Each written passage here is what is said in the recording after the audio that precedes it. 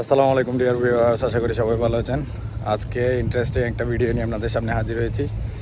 দুবাইয়ে আসলে অনেক ইউনিক গাড়ি দেখা যায়, যেগুলো বিভিন্ন কাজে ব্যবহৃত হয়, ওদের নির্মাণাধীন কাজে, ওদের বিল্ডিংয়ের রঙের কাজে। আজকে এমন একটা ইউনিক গাড়ি আপনাদের সামনে হাজির করব, আপনারা সাথে থাকুন এবং উপভোগ করতে থাকুন গাড়িটি।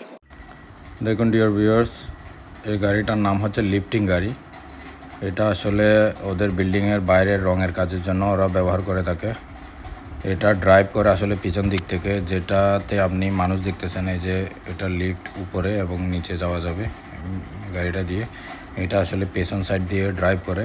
এটার মুন ইঞ্জিন সামনের পার্টে থাকলেও এটার ড্রাইভিং পুরা কন্ট্রোলটা পেছনের সাইডে। দেখুন উনি ড্রাইভ করতেছে, সামনে পেছনে যাওয়া যাবে। এটা হচ্ছে সামনের সাইড, গাড়িটার সামনের সাইড এইভাবে। এটা ইঞ্জিনের অংশ, সামনের পার্টটাই মূলত ইঞ্জিনের অংশ। এই গাড়িটা দিয়ে ওরা আসলে বেসিক্যালি বিভিন্ন বিল্ডিংয়ের বাইরের সাইডে কালার করার জন্য গাড়িগুলো ইউজ করে থাকে, এবং উপরে কোনো ভারী কাজ করার জন্য এই গাড়িগুলো ইউজ করে থাকে। দেখুন গাড়িটার ফুল।